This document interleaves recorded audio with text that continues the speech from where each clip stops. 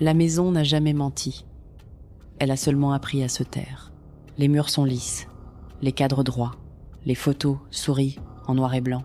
Une famille parfaite, alignée, sourire aux lèvres, mains jointes. On se réunit pour le patriarche, pour la dernière fois, ou pour la première. Les condoléances sont polies, les étreintes, mesurées. On parle de santé, de voyage, de projets.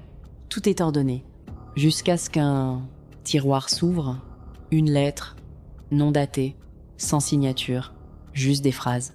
Des dates qui ne correspondent pas, des noms qu'on a effacés, des vérités qu'on a rangées sous le marbre. La sœur a pâli, le frère a reculé, la mère a fermé les yeux, le fils a serré les poings. Personne ne parle. Tout le monde entend. Le secret n'était pas enfoui. Il attendait. Il respirait dans les silences, dans les regards évités, dans les phrases qu'on a répétées sans y croire. Les souvenirs se sont mis à trembler. Ce que j'avais cru ferme s'est fissuré. L'enfance n'était pas un refuge, c'était un décor. Les vacances, une mise en scène, les rires, des répliques. On a grandi en croyant à la trame. Mais la trame avait des nœuds, des fils tirés, des trous qu'on a cousus avec du vernis. Chaque mot prononcé ce soir résonne faux. Chaque geste semble répété. Je regarde mes mains. Elles sont les miennes.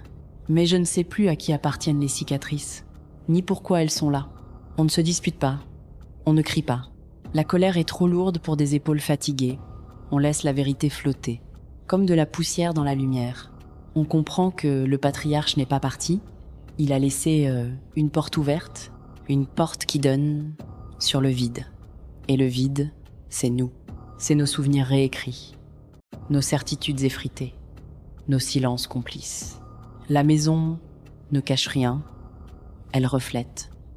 Elle attend qu'on arrête de jouer, qu'on accepte que la perfection n'était qu'un masque, et que le masque, une fois tombé, ne se remet pas. Je reste assis, je ne range pas la lettre, je ne ferme pas les yeux, je laisse le doute s'installer. Parce que douter, ce n'est pas perdre la mémoire, c'est la libérer. La maison des mensonges n'est pas un piège, c'est un miroir. Et ce soir, pour la première fois, on ose y regarder. Sans fuir, sans mentir, juste en respirant. Merci d'avoir partagé ce cauchemar. Abonnez-vous pour ne pas manquer le prochain secret.